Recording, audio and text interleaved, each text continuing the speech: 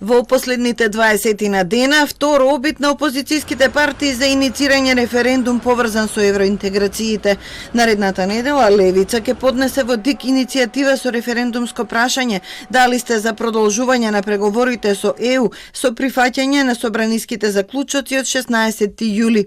Партијата објаснува дека се работи за продолжување на духот на протестите кои летово се одржуваа против бугаризацијата и францускиот предлог, па и наративот на прашањето би бил против, а не за.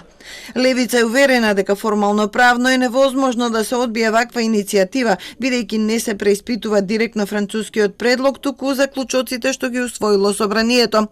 ВМРО ДПМН се уште не дава поддршка, но изразува задоволство што ќе се разговара за референдум како опција која им овозможува на граѓаните да го изразат своето мислење.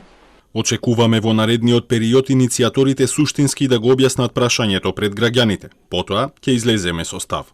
СДСМ оцени дека се работи за уште еден обид на Левица и на ВМРО ДПМН за сопирање на евроинтеграциите.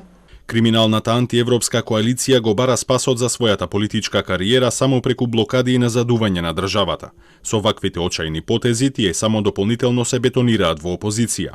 Северна Македонија ги почна преговорите со Европската Унија и наша обврска е на брза лента да се движиме напред. Пред 2 месеца во отсуство на ВМРО ДПМН и Левица, мнозинството со 68 гласа за ги усвои посочените заклучоци по информацијата на владата за преговарачкиот процес со ЕУ, односно за предлогот на председавачот Франција. Во тридневната жолчна расправа се користеа вувузели, транспаренти, гласни извици, навреди и обвинувања, а за малку беше избегнат физички инцидент. За опозицијата остануваат спорни точките 1 и 3 од заклучоците предложени од СДСМ и ДУИ, кои се однесуваат на преговарачката рамка и на францускиот предлог. Минатата недела спикерот Талат Џафери го одби предлогот на ВМРО ДПМН за референдум за укинување на договорот со Бугарија, бидејќи се работи за меѓународен договор кој станал дел од правниот поредок.